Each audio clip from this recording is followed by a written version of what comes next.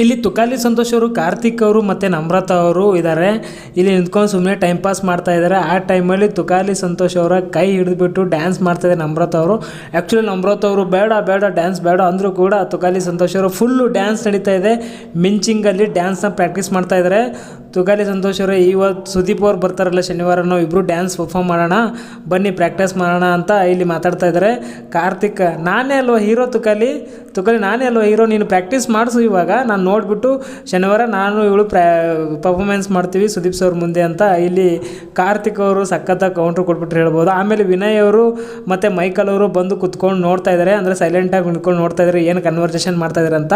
ಅಷ್ಟರಲ್ಲಿ ಅವಿನಾಶ್ ಅವ್ರು ಬರ್ತಾ ಇದ್ದಾರೆ. ನೀವು ಇಬ್ಬರು ಕಿತ್ತಾಡ್ಕೊಂಡು ಹಿಂಗೆ ಕುತ್ಕೊಂಡ್ಬಿಡಿ, ನಾನು ಕರ್ಕೊಂಡು ಹೋಗ್ಬಿಡ್ತೀನಿ, ನಾವು ಡ್ಯಾನ್ಸ್ ಮಾಡೋಣ ನಮ್ರತಾ ಅವರೇ ಅಂತಂತ ಇದ್ದಾರೆ.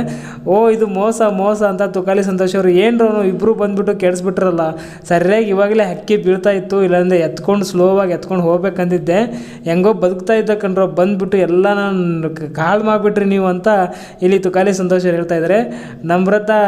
ಅವಾಗ ನಮ್ರತಾ ಅವ್ರು ಹೇಳ್ತಾರೆ, ತುಕಾಲಿ ಸಂತೋಷ್ ನೀವು ಟೆನ್ಷನ್ ತೊಗೊಬಿಡಿ, ನಾನು ಯಾವತ್ತಿದ್ರೂ ನಿಮ್ಮೋಳೆ, ನೀವು ತಲೆನೇ ಕಟ್ಸೋಕೆ ಹೋಗಬೇಡಿ ಅಂದಾಗ ಇಲ್ಲಿ ವಿನಯ್ ಅವರು ಕೌಂಟ್ರ್ ಕೊಡ್ತಾರೆ. ಏನಪ್ಪ ಅಂದರೆ ಸ್ನೇಹಿತ ಯಾರವನು ನಮ್ರತಾ ಅಂದಾಗ ಫುಲ್ಲು ನಗಕ್ಕೆ ಸ್ಟಾರ್ಟ್ ಮಾಡಿಬಿಡ್ತಾರೆ. ಇವ್ರು ಸ್ನೇಹಿತ ನೋಡಿಕೊಂಡು ಫುಲ್ಲು ಖುಷಿ ಪಡ್ತಾ ಇರ್ತಾನೆ, ದುಃಖ ಪಡ್ತಾ ಇರ್ತಾನೋ, ಏನಪ್ಪ ನೀನು ಹಿಂಗೆ ಮಾಡ್ತೀಯ ಹಂಗೆ ಅಂತ ಕಾಮಿಡಿ ಮಾಡ್ತಾ ಇರ್ತಾರೆ. ಅದಕ್ಕೆ ನಮ್ರತಾ ಇಲ್ಲ ಹಂಗೇನಿಲ್ಲ ಫ್ರೆಂಡ್ಸ್ ಅಂತ ಕಾಮಿಡಿ ನಕ್ಕೊಂಡು ದೂರ ನಿಂತ್ಕೊಂಡು ಮಾತಾಡ್ತಾ ಇರ್ತಾರೆ. ಏನ್ರಿ ಇಲ್ಲಿ 4 ಜನನ ಮೇಂಟೈನ್ ಮಾಡ್ತಾ ಇದ್ದಾರೆ ನಮ್ರತಾ ಅಂತ ತುಕಾಲಿ ಬ್ರೇಕಪ್ ಅಂದ್ಬಿಡ್ತಾರೆ ಅಲ್ಲಿಗೆ. ಅಂದರೆ ಹಂಗೆ ಫನ್ನಾಗಿ ನಡೀತಾನೆ ಇರುತ್ತೆ.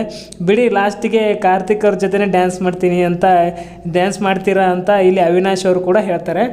ಇಷ್ಟಿಗೆ ಇಲ್ಲಿ ಕನ್ವರ್ಸೇಷನ್ ಹೋಗ್ತಾ ಇರುತ್ತೆ. ಇಲ್ಲಿ ಸ್ನೇಹಿತನ ನೆನೆಸ್ಬಿಡ್ತಾರೆ ವಿನಯ್ ಅವರು. ಸ್ನೇಹಿತ ಯಾರು ಹಂಗಂದ್ರೆ ಅಂತ ಸ್ನೇಹಿತಗೂ ಹೆಸರು ತಂದಾಗ ನೋಡ್ರಿ ನಮ್ರತಾ ಅವರು ಈ ಕತೆ ಜಸ್ಟ್ ಕಾಮಿಡಿ ಮಾಡಿದ್ದು ಅಷ್ಟೇ, ಜಸ್ಟ್ ಫನ್ ಅಷ್ಟೇ ಅದು.